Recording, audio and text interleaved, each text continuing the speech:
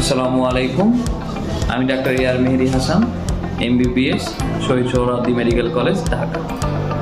আজকে খুবই গুরুত্বপূর্ণ একটা বিষয় নিয়ে আলোচনা করব, সেটা হচ্ছে ডেঙ্গু।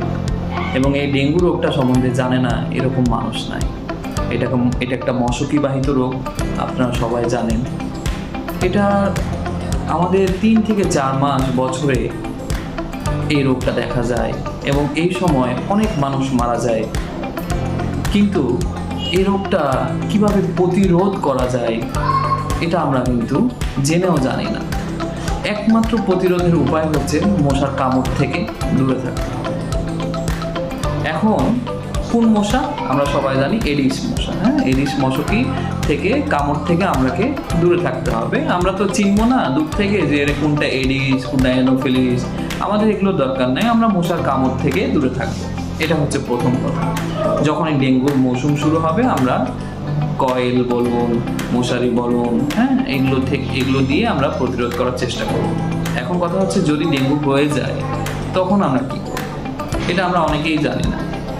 অনেকেই খুব প্যানিক হয়ে যায়, ভয় পেয়ে যায়, ডেঙ্গু হলো তো কী হয়ে যাবে। ডেঙ্গু কীভাবে আমরা বুঝবো? প্রচণ্ড জ্বর আসবে, গিটে গিটে প্রচণ্ড ব্যথা হবে, চোখের পেছনে ব্যথা হবে। এটাকে হাড় ভাঙা জ্বর বলা হয়, মনে হবে হাড়গুলো ভেঙে যাচ্ছে। কোনো ভয় পাওয়ার কিছু নাই। আপনি শুধুমাত্র 2টা জিনিস খেয়াল করবেন।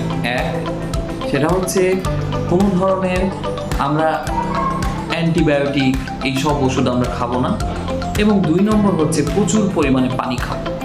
2টা কথা। তাহলে আমরা কোনো অ্যান্টিবায়োটিক খাবো না। যেমন গ্রামের ডাক্তাররা বলবে জ্বর তো অ্যান্টিবায়োটিক দিয়ে দিবে, অ্যান্টিবায়োটিক খাওয়া যাবে না। প্যারাসিটামল খাওয়া যাবে জ্বরের জন্য, কিন্তু অ্যান্টিবায়োটিক খাওয়া যাবে না। এবং আপনারা প্রচুর পরিমাণে পানি খাবেন। একটাই সূত্র শিখিয়ে দিচ্ছি, সেটা হচ্ছে 6 বার ইউরিন আউটপুট, মানে 6 বার প্রস্রাব করবেন।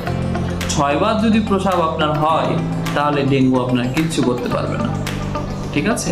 আপনারা শুধু এটা মনে রাখবেন, 6 বার যেন প্রস্রাব হয় এবং ওই সমতুল্য পানি খাবেন, প্রচুর পরিমাণে পানি খাবেন, ডাব খাবেন, তরল জাতীয় প্রচুর পরিমাণে খাবার খাবেন।